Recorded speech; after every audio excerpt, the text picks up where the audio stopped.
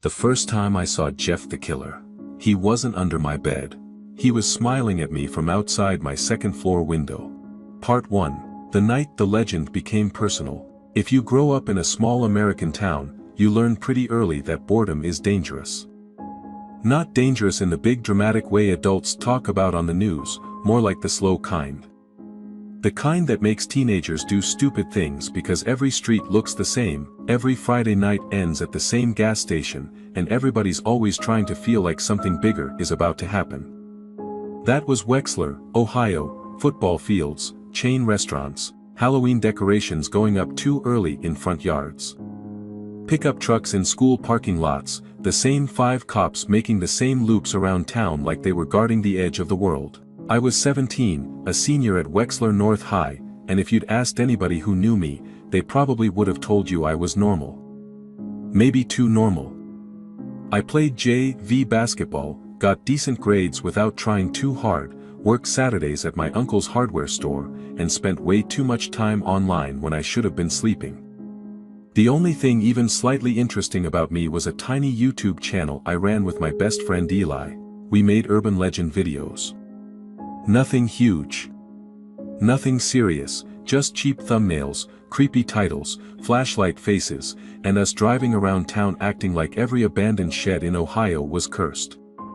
Sometimes, a video would hit 10,000 views and we'd talk like we were about to change our lives. Then the next one would get 600, and we'd go back to eating fries in Eli's car behind a Taco Bell, pretending we weren't disappointed. It was dumb. It was fun, it should have stayed that way.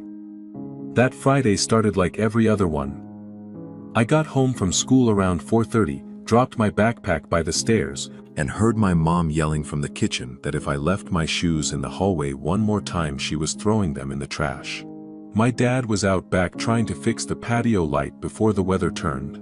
My little cousin Tyler was staying with us for the weekend because my aunt was working a double shift in Columbus. Tyler was 14 and in that stage where he thought everything scary on the internet was automatically real. He was on the living room floor with his phone in his face when I walked in. "You know Jeff the Killer's based on a real case, right?" he said without looking up. I laughed, grabbed a soda from the fridge and said, "No, Tyler, I know for a fact Jeff the Killer is based on 12-year-olds who don't get enough sunlight." He sat up, offended. "I'm serious. There are missing people connected to it." "Yeah," I said. "And Bigfoot probably drives DoorDash now." Tyler frowned. "You joke now, but wait till you see the posts." I should have ignored him. Instead I said the sentence I wish I could take back for the rest of my life. "Send them to me." An hour later, Eli pulled into the driveway in his silver Subaru, music too loud, bass rattling like the whole thing was held together by hope and duct tape. Maya was in the passenger seat already, wearing her school hoodie and holding an iced coffee even though the weather had dropped below 50. Eli leaned across the center console and shouted out the window, "You ready to chase internet ghosts, Spielberg?" I grabbed my camera bag and headed out. Tyler followed me onto the porch. "Can I come?" "No." "Why not?" "Because the last time you came, you screamed at a raccoon and almost broke Eli's tripod." "That raccoon was aggressive. It was eating a granola bar." Tyler lowered his voice. "At least check the links I sent you." I rolled my eyes. "We're filming a dumb legend video, not opening a portal." He stared at me a second too long before saying, "Sometimes that's the same thing." I laughed and walked to the car. By 7:15 we were parked behind the old Merrow Creek summer camp, a place outside town that had shut down years earlier after a kitchen fire and never reopened. Nobody really knew why it had stayed abandoned that long: taxes, lawsuits, county nonsense. In a town like Wexler, places didn't disappear, they just sat there rotting until people forgot the real story and replaced it with a better one. Perfect for our channel. The plan was simple: film an intro, walk through the cabins, tell the Jeff the Killer story like it was tied to the woods, add some creepy B-roll, cut in fake suspense music, upload Saturday night, easy. At first, it was exactly that. Eli did the opening shot with a flashlight under his face. "Tonight," he said in his fake documentary voice, "we're investigating one of the internet's most infamous legends, Jeff the Killer, and whether stories tied to him may have roots right here in central Ohio." Maya rolled her eyes behind the camera. I stepped in for my line. Most people know the name, pale face, carved smile, black hair, shows up at night. But what a lot of people don't know is that online reports over the years have linked similar sightings to rural roads, abandoned properties, and missing teen cases all over the Midwest. That sounded almost professional, Eli said.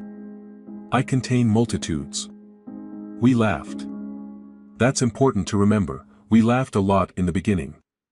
The camp looked exactly how abandoned American places are supposed to look: graffiti on wood walls, cracked windows, warning signs nobody obeyed, weeds growing through the basketball court, and one old mess hall building that leaned just enough to make you feel it might collapse if you breathed near it. We filmed everything: cabins, the creek bed, a busted swing, an empty counselor board with half the name still visible under mildew. Then Maya found something weird. It was inside cabin 3, taped crookedly to the wall near a bunk frame. At first I thought it was just water-damaged paper. Then Eli shined the flashlight straight on it.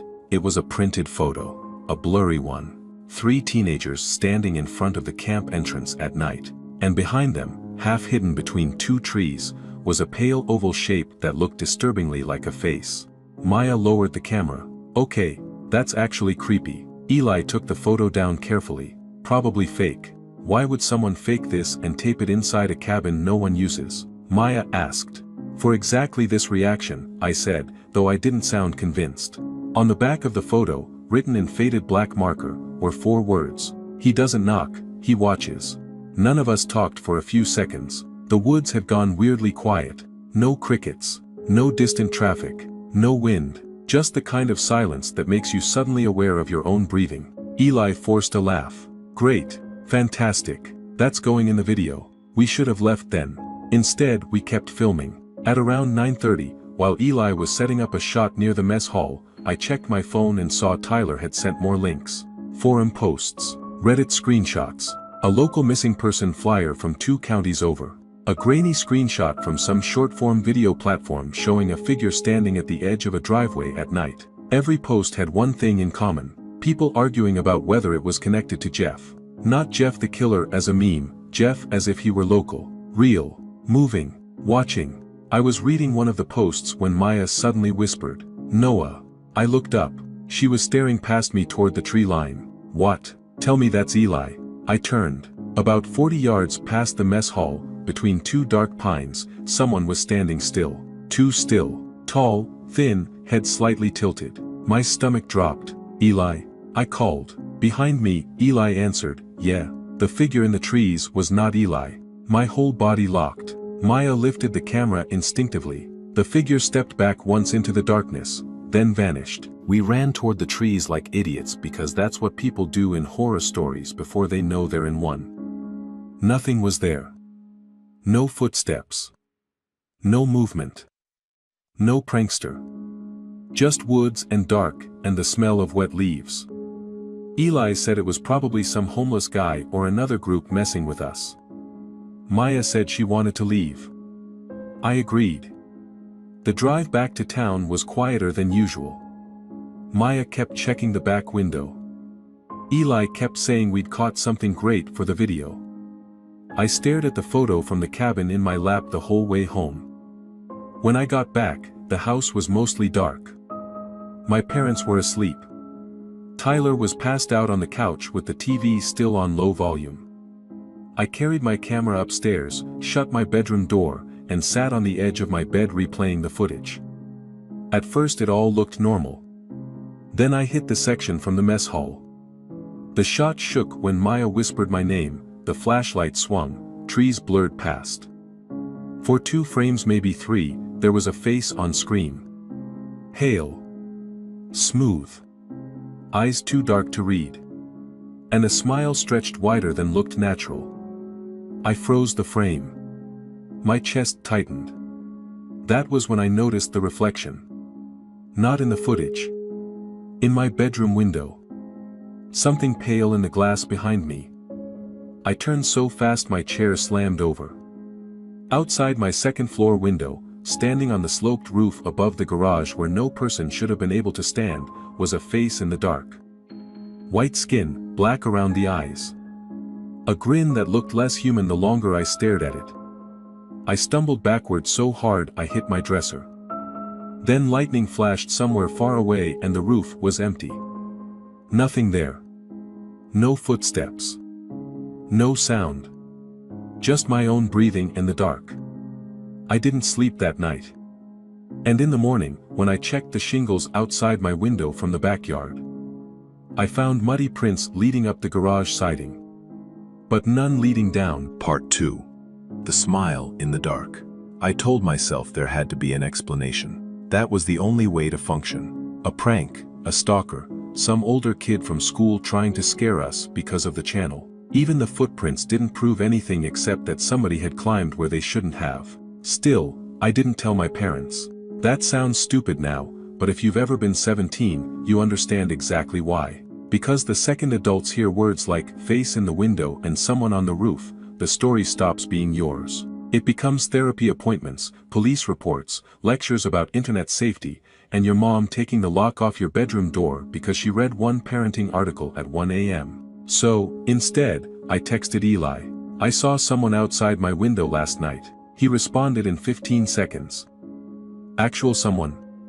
Or can't paranoia someone? Actual. 3 dots appeared, disappeared, reappeared. Come to Bean Yard. 20 minutes. Bean Yard was the coffee place near downtown where every high school kid in Wexler pretended to study. By the time I got there, Eli was already in a booth, laptop open, looking more serious than I'd seen him in months. Maya sat across from him with her arms folded. Before I even sat down, she said, "Tell me exactly what you saw." So I did. The roof, the face, the smile. Neither of them laughed. Eli turned the laptop toward me. I went through all the footage this morning. He clicked play. There were more anomalies than I'd noticed the night before. A reflection in a cabin window that didn't match where we were standing. A frame where someone appeared behind me near the creek. A moment near the mess hall where the audio cut out completely and a faint shape seemed visible in the doorway. Maya rubbed her temples. I hate this. I really hate this. Eli looked at me. You didn't imagine it. That should have made me feel better. It didn't. It made it real. We agreed not to upload anything yet. Eli wanted to edit the footage more. Maya wanted us to delete everything. I said we should wait one day and see if anything else happened. That afternoon at school, I started noticing things I wish I could unsee. Not dramatic things, small things. The kind that let your brain argue with itself. I was walking past the trophy cases outside the gym when I caught sight of someone standing behind me in the reflection. White face, dark eyes, smile. I spun around. Nobody. When I looked back at the glass, it was gone. During lunch, I saw what looked like the same pale face at the far end of the cafeteria through a crowd of moving students. By the time I stood up, all I could see was the vending machines and a janitor mopping near the wall. In 6th period government, my phone buzzed under the desk. A message from an unknown number. You look more afraid in daylight. My hands went cold. I stared at the screen so long my teacher called on me and I had no idea what chapter we were even on. I didn't answer the text. A minute later, another one came in. Don't fall asleep tonight. I showed Eli after school. He asked if I wanted to call the cops. I almost said yes. Then Tyler called me. Not texted, called. When I picked up, he was whispering. Noah, why are you whispering? I'm at home. So. I think someone's here. Every part of me locked up again. What do you mean someone's there? I heard the back door. Are you alone? Your mom left for the store. Your dad's not back yet. I grabbed Eli's keys off the table before he could react. We're on our way. Lock yourself in the bathroom. We made it from school to my house in under 6 minutes. Fastest drive of Eli's life. We pulled into the driveway hard. Front door closed. No broken glass. No obvious sign of anything wrong. I ran inside, anyway. Tyler. No answer. I took the stairs 2 at a time. Eli behind me. The bathroom door upstairs was shut. I knocked. Tyler, it's me. No response. I shoved the door open. He was inside, sitting on the floor, phone clutched in one hand. Pale as paper. What happened? He looked up slowly. I saw him. Everything in the room seemed to narrow. Who? Tyler swallowed. Jeff. Eli exhaled hard through his nose. Okay, Tyler, listen to me, no. Tyler stood up so fast he nearly dropped his phone. I'm serious. He was in the hallway mirror. I looked up and he was standing behind me, and then when I turned around there was nobody there. I wanted to dismiss it. I really did. But Tyler didn't look like he was making anything up. He looked like a kid trying not to cry because he thought crying would make people take him less seriously. That night my parents finally noticed something was wrong. I barely touched dinner. Tyler wouldn't leave the kitchen unless someone went with him. I kept checking the windows every few minutes without realizing I was doing it. My mom said, "Noah, what is going on with you?" "Nothing, don't do that. You look exhausted." "I'm fine." My dad looked up from his plate. "You're not fine." For a second, I almost told them everything, then Tyler kicked my shin under the table and gave me a look that said, "Don't." So I said, "School stress, basketball stuff, not sleeping great." The usual lies. At 10:30, Eli sent me a file, enhanced stills. I opened them in bed.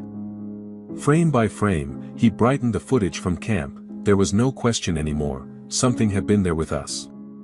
Sometimes in the background. Sometimes closer than we realized. In one still, a pale face peered through the cracked door of a cabin while I was speaking directly to camera, no more than 15 feet away. In another, just behind Maya's shoulder, a figure stood among the trees with its head tilted and its smile lit by our flashlight beam. Then came the last image.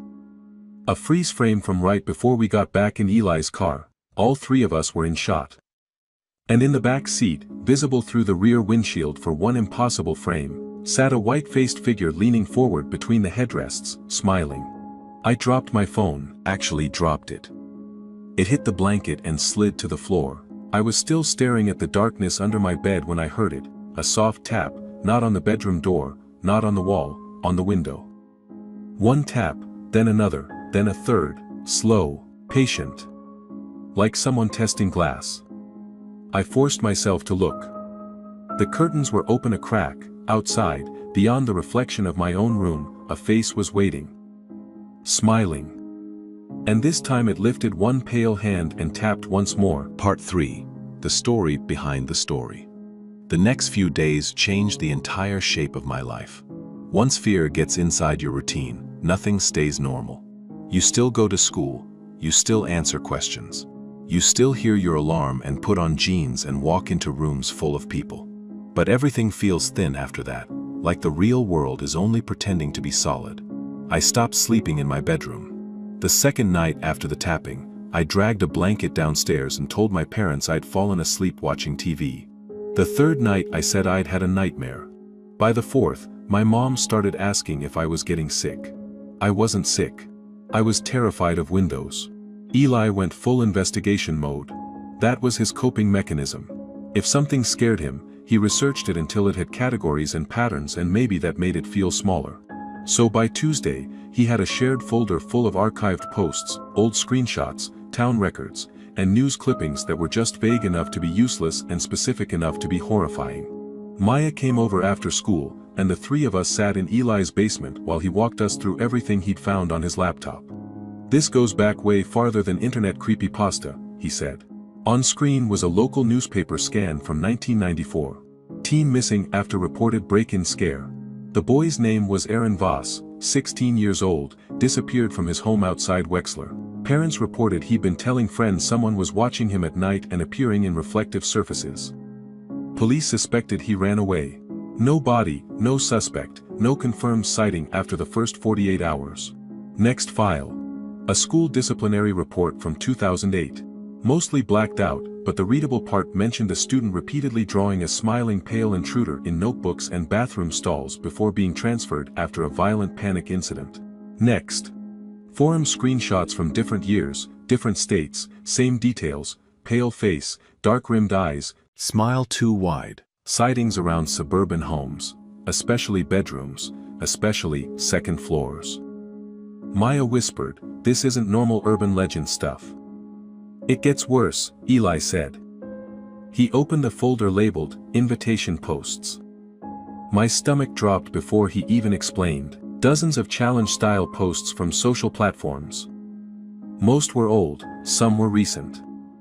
Teenagers daring each other to whisper Jeff's name into a mirror, post the smile symbol, or leave windows uncovered for 3 nights in a row. Tyler. I turned to Eli. How recent? Some from this week. I left immediately and drove home without telling anyone why. Tyler was in the backyard shooting hoops by himself. I didn't even say hello. What did you post? He missed the shot. What? What did you post, Tyler? He looked at me, saw my face, and knew lying wasn't going to work. It was just a repost. Of what? He bounced the ball once. Didn't catch it. A challenge. My vision actually blurred for a second with anger. What challenge? He said it so quietly, I barely heard it. The one where you tag the legend and dare him to show himself. I stared at him. You have got to be kidding me. I didn't think it was real. Then why would you do it? Because everybody online was doing it. I stepped closer. No, Tyler. Everybody online was pretending to do it. That's not the same thing. His eyes filled up, but he kept his jaw tight. You're the one who made the video. That hit harder than I wanted it to. Because he was right. Maybe not about all of it, but about enough. We brought the story into our lives because we thought it was content. Something to use. Something to shape. And now, it felt like something had noticed. That night my mom found me checking every lock in the house twice. She leaned against the hallway wall and said, "Talk to me." I didn't want to. Part of me knew that saying it out loud would make it worse. But silence was making me feel insane. So I gave her a version of the truth. Someone at camp, a possible stalker. Strange texts, something at the window. Her face changed instantly. Not disbelief, fear. The adult kind. The practical kind. Within 20 minutes, my dad was outside with a flashlight, checking the yard, the garage roof, the shed, the side gate. He called Wexler PD and filed a report. 2 officers came by, took notes, and asked if I had enemies. Enemies. Like this was school drama. I showed them the texts. One officer said, could be a prank app, kids do this. I showed them the Muddy Prince photos. The other officer said somebody could have climbed up there. I asked how they got down. He didn't answer. Before leaving, one of them said, keep your doors locked. Don't engage with whoever's messing with you, we'll patrol the area. That sentence sat in my head long after they left. Whoever's messing with you. Because that was the most terrifying possibility of all. Not a monster, a person. A real person choosing this. The next day at school, Maya cornered me by the art wing. You told your parents? Yes. And the cops think it's a prank. She looked almost offended by that. A prank doesn't explain the footage. Tell that to them. She glanced over her shoulder, then lowered her voice. I had a dream about him. I forced a laugh that didn't sound real. Okay. I'm serious, Noah. I stopped smiling. She went on. I dreamed I was in my house, but all the lights were wrong, like everything looked normal except the hall was too dark. And I heard someone breathing in my kitchen. I kept telling myself not to look, but when I finally did, he was crouched on top of the refrigerator, just smiling at me. The way she said it made the back of my neck prickle. That's not even the worst part, she said. What's the worst part? She looked straight at me. When I woke up, my bedroom window was open. I didn't know what to say. Because what comfort exists for that?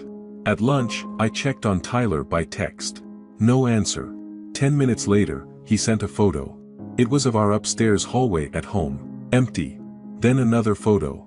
Same hallway, but now the bathroom mirror at the far end reflected a pale shape standing just behind the corner.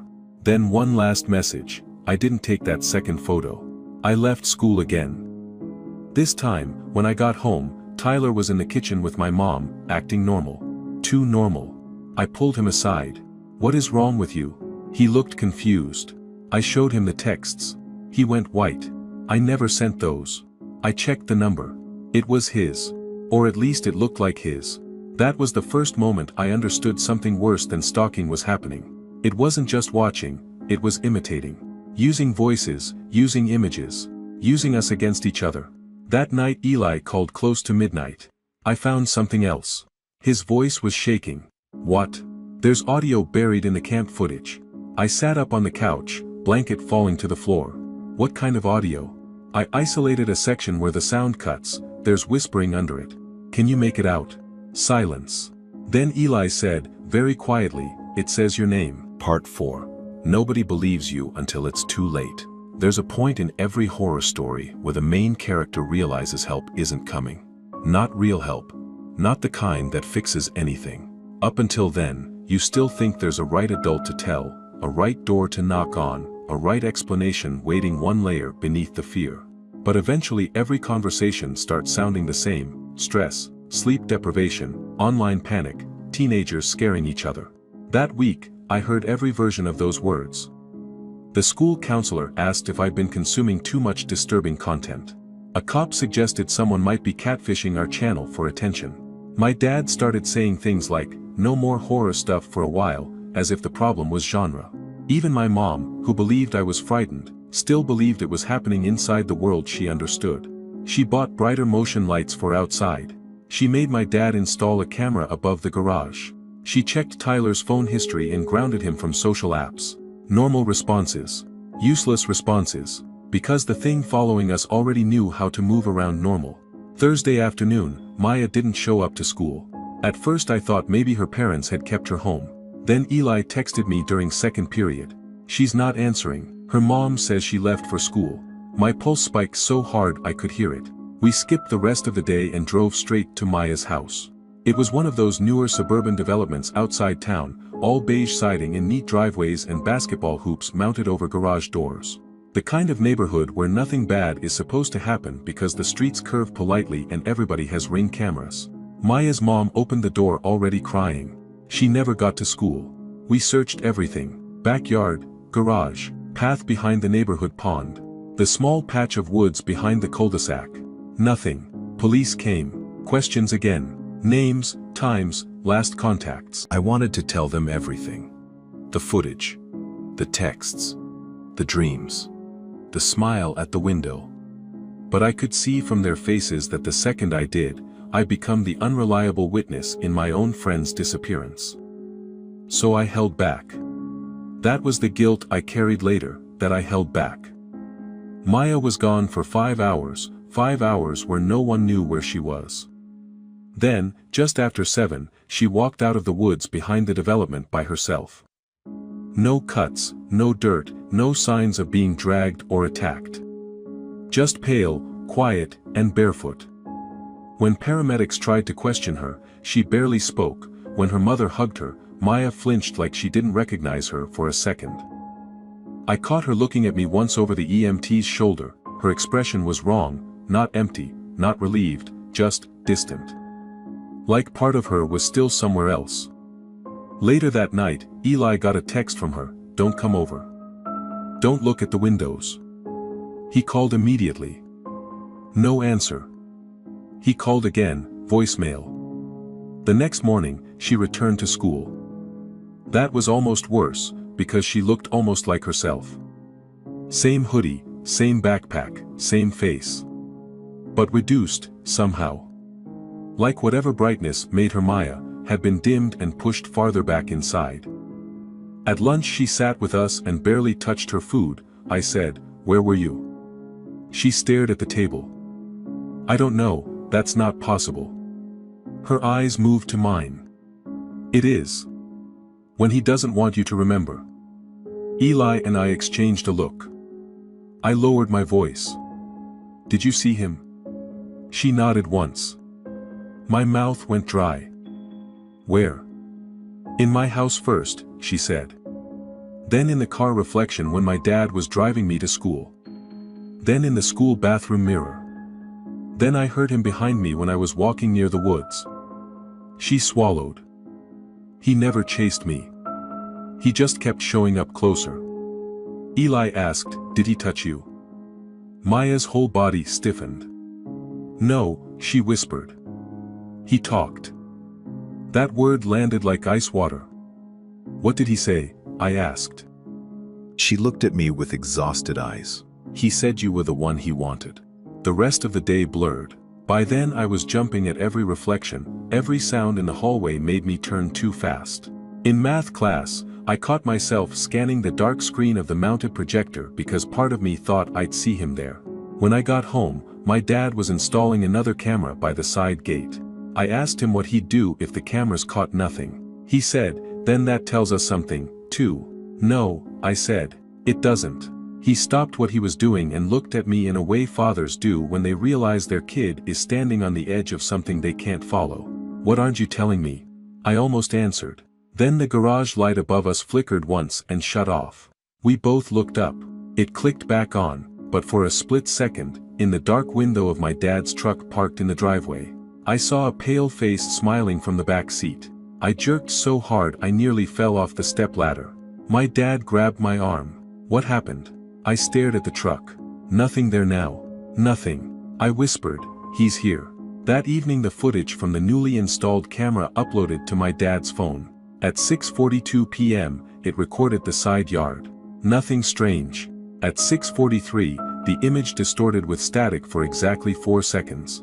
At 6:44, Tyler appeared in frame walking toward the fence. Only, Tyler was inside the house with me at 6:44. We checked, the timestamp was correct. The camera showed my cousin outside when he had never gone outside. And just before the clip ended, the figure wearing Tyler's shape turned toward the camera and smiled. Not Tyler's smile, a stretched, empty imitation. That was the moment my dad stopped dismissing things. He didn't say it out loud, but I saw it. Adults don't need monsters to believe fear, they just need proof that reality isn't behaving the way it should. He locked every door, closed every blind, told my mom nobody was going anywhere that night. And upstairs, In the mirror across from the hallway bathroom, someone wrote 3 words in steam that hadn't been there a second earlier. "Let me in." Part 5. The house with no safe room. Storms always make American houses feel more fragile. That night, the wind came in hard off the trees behind our neighborhood, rattling gutters and bending branches against windows. Rain hit the siding in waves, the kind of weather that erases outside sound until your whole world becomes the rooms around you and whatever might already be inside them. My parents tried to keep things calm. My mom made coffee no one wanted. My dad checked the locks every 10 minutes with the forced focus of a man trying to solve fear like a maintenance problem. Tyler sat on the couch hugging a pillow, pretending he wasn't scared because I was in the room.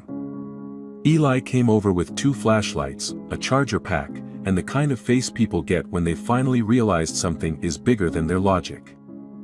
Maya wasn't answering her phone. That bothered me more than I admitted. At around 9:30, the power flickered once. Then, twice. Then, held. My dad said the utility lines were probably getting hit by the weather. Eli muttered, "Of course they are." We decided to stay downstairs together. 1 room, fewer windows. Easy access to the front and back doors. The kind of plan that sounds solid when you still believe the threat moves like a person. At 10:02, my mom's phone rang. Unknown number. She almost ignored it. Then she answered. Her face drained of color immediately. "What?" she whispered. My dad stood up. "Who is it?" She didn't answer him. She just listened, hand trembling, then slowly lowered the phone from her ear. "What happened?" he asked. My mom looked at me. "It was your voice." Every hair on my arms lifted. "What?" "It sounded exactly like you," she said. It said, "Mom, don't come upstairs." No one moved. Tyler started crying quietly and tried to hide it. Eli whispered, "He's inside." My dad grabbed the fireplace poker and told everyone to stay put. I said, "Don't go alone." He ignored me and headed toward the stairs. I followed anyway. Upstairs, The whole hallway looked darker than it should have, like the storm outside had pressed shadows into the walls. the bathroom door was half open. My bedroom door was closed. Tyler's temporary room at the end of the hall stood open with the lights off. "Hello," my dad called, voice too loud. No answer. He checked my room first. Empty. Closet empty. Window locked. Then the bathroom. Empty. Then Tyler's room, also empty, but on the inside wall, above the bed, someone had written a smiley face in black marker. Not a normal smiley face, a stretched grin with hollow eyes. My dad backed out slowly. We both heard it then. A laugh. Soft, from downstairs. We ran. The living room was empty. My mom and Tyler were gone. So was Eli. The front door stood open against the storm. Rain blew across the entryway floor. I shouted their names into the dark and got no answer back but thunder. My dad bolted outside. I followed to the porch. The yard lights were still on, bright against the rain. The driveway gleamed. Trees thrashed behind the fence. Then I saw movement near the detached garage. A person standing under the security light. My mom. She wasn't moving, just standing there facing the garage door.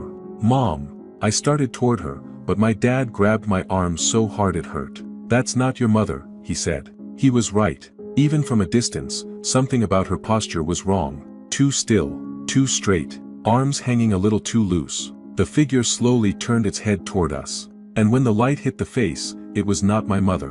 White skin, dark, sunken eyes, black hair wet from rain. And that smile, that impossible smile. Tyler screamed from somewhere inside the garage. My dad let go of me and ran forward. The figure moved faster than it had any right to. Not a lunge, not a sprint, just a blur crossing from light into dark. Then it was gone. We yanked open the side garage door. Inside, Tyler and my mom huddled near the workbench, L in front of them, gripping a baseball bat like he had no idea what to do with it. Where did he go? I shouted. Nobody answered. Because the answer was worse than any of us wanted. We didn't know if he'd ever been outside at all. We dragged everyone back into the house and slammed every lock. This time, nobody pretended logic was enough. My dad found the shotgun case in the closet. My mom told him no, then yes, then broke down crying halfway through the sentence. Eli whispered to me, "The cameras."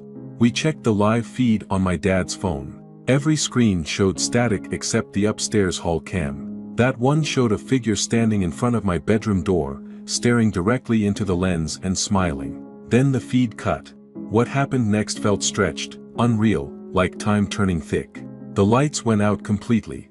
Not a flicker. Gone. The whole house dropped into darkness and storm sound. Tyler started hyperventilating. My mom held him close. My dad chambered around with shaking hands. And somewhere above us, slow footsteps crossed the second floor. 1, 2, 3. Stopping right over the living room. Then came a sound I will never forget. A voice from the stairs. My voice. Calm. Almost amused. "Don't look up." Nobody breathed. Eli whispered. "Noah." I already knew. Something was standing on the staircase in the dark. Just above where the flash from lightning could reach. I raised my flashlight. My dad hissed, "Don't." Too late. The beam hit the staircase. For half a second, we all saw him. White face, wet black hair stuck to the sides. Darkened eyes like bruises or holes. Smile carved too wide across a human face that looked like it had forgotten how to be human.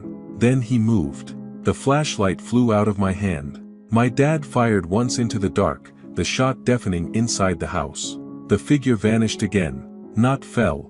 Not stumbled. Vanished. After that, the house turned into panic. Doors slamming. Windows banging from storm pressure. Tyler crying. My mother praying under her breath, though we hadn't been to church in years. And through all of it, glimpses. A pale face at the kitchen doorway, a smile in the black TV screen, a reflection behind Eli that disappeared when he turned. It was everywhere and nowhere. Not attacking, breaking us down, making the house feel already claimed. Then Maya called. I answered so fast I almost dropped the phone. "Noah." Her voice was thin and shaking. "Maya, where are you?" "At home, I think, I don't know." "What?" I can hear him breathing in the walls. My skin went cold. "Maya, listen to me, stay on the phone. Lock yourself in a room." There was a long pause. Then she whispered, "Noah, what?" "He says if you want Tyler back, you have to come upstairs alone." I turned slowly toward the dark staircase. Tyler was right beside my mother, safe.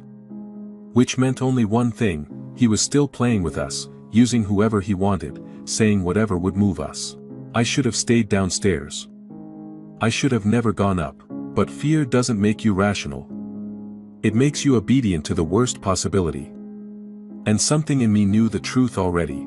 This had always been headed toward one room. Mine, so I took the flashlight from the floor, tightened my grip until my hand hurt, and started climbing. Part 6. If you see him smile, it's already too late. Each step up the staircase felt wrong, not just dangerous. Familiar, like I'd made that climb before in a dream I couldn't quite remember. The storm flashed through the window over the landing, filling the hall with hard white light for a second at a time. Every flash turned the dark into still frames. Bathroom door, family photos, my open bedroom. Shadow at the far end, nothing there.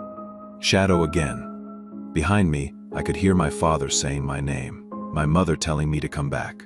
Eli starting up the stairs and my dad stopping him. But their voices already sounded far away. I reached my doorway and aimed the flashlight inside. My room looked almost untouched. Desk, posters, laundry chair, window, computer. The ordinary world still sitting there like it had no idea what had entered it. Then the beam slid to the wall above my bed. Written there in black, huge and uneven. You invited me when you looked back. My chest tightened. Looked back. At camp. At the trees. At the video. At the window. Attention. Recognition. That was the invitation. Not words. Not rituals. Witness. I heard breathing behind me and spun. Nothing in the doorway. Then a whisper from inside my closet. Still awake? The voice was soft, male, almost playful. Nothing supernatural about it, which made it worse. I stepped back until the edge of my bed hit behind my knees. The closet door opened by itself 2 inches. Then 4. Then all the way. He was standing inside. Not tall in some impossible way. Not floating. Not cinematic. Just there. Human enough to ruin you. Thin frame in dark clothes. Pale face unnaturally smooth in places and deeply shadowed in others. Eyes sunk in black. Smile so wide it made the rest of the face look built around it instead of the other way around. He tilted his head, studying me like he'd been waiting a long time for the room to finally empty down to just us. "Do you know what people get wrong?" he asked. I couldn't speak. His grin widened a fraction. "They think I come for the weak ones." He stepped out of the closet, slow, barely a sound. "They think I want blood, or chaos. Or whatever story sounds best when the video starts." My whole body screamed at me to run, but where? He was between me and the only part of the room that still felt real. "What do you want?" I forced out. He looked genuinely pleased that I asked. "A witness," he said. Lightning flashed. For one instant the room brightened, and what I saw then is the image that stayed with me most, not some monster lunging, not a cinematic attack, but the certainty in his expression. Like this was routine. Like he'd had this conversation before with countless other fightin' kids in ordinary American bedrooms. "You all do the same thing," he said. "You say the name. You share the face. You tell the story like it belongs to you." He took another step closer. "But stories belong to whoever survives them." Something moved in the hallway behind him. Tyler, I saw him reflected in the mirror on my dresser, standing frozen in the doorway. Jeff noticed too. Without looking back, he said, "I'd leave if I were you." Tyler didn't move. Then, in a burst of courage that still shocks me when I think about it, he grabbed the metal baseball trophy off my shelf and hurled it. It smashed into the mirror. Glass exploded across the room. Jeff flinched, not in pain, but in irritation. And suddenly the spell broke. I lunged. Not at him. Past him, I grabbed Tyler, shoved him into the hall, and yelled for everyone to get downstairs and out of the house. The next seconds were noise and chaos. My father charging up the stairs, my mother pulling Tyler back. Eli appearing with the bat, the flashlight beam jerking across walls. When it hit my bedroom again, Jeff was gone, the closet empty, the broken mirror reflecting only us. But on the floor near the window lay my laptop open, screen glowing. A video file was playing. Auto-recorded from my webcam, timestamped that night. The screen showed me asleep in my room several nights earlier, before I started sleeping downstairs. For 3 hours, nothing happened.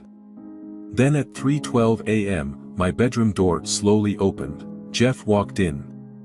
He stood over my bed for almost 20 minutes without moving, just watching me sleep. Nobody spoke while the footage played. At 3:34, the version of me in bed shifted slightly, still asleep. And Jeff leaned down near my ear. Though the webcam had no audio, I knew exactly what he'd said. Because I'd heard it in dreams every night since. At 3:35, he looked directly into the camera and smiled. The file ended. My dad grabbed the laptop like it had burned him. "Everybody out," he said. We left through the front door in the rain and didn't stop until we were all inside Eli's car. My parents wanted police. Eli wanted Miles. I wanted Tyler breathing next to me, where I could hear him. We drove to Columbus and spent the rest of the night in a hotel off the interstate, with all the lights on and chairs shoved under the door handles, like that could mean anything. By morning, Wexler PD searched the house. They found no intruder. No prints inside. No signs of forced entry. No explanation for the video file. The upstairs camera footage from the worst part of the night had corrupted beyond recovery. The shotgun blast had hit drywall in the upstairs hall, nothing else. To the police, it became another non-case with scared witnesses and messy evidence. To us, it was the end of one life and the beginning of another. We moved 3 weeks later. Different town, different county, different school. My parents called it a fresh start. Tyler stopped talking about urban legends completely. Maya transferred the next semester and never fully became herself again, though she texted me once, months later, to ask if I still kept mirrors covered at night. Eli deleted the channel. Every video. Every archive.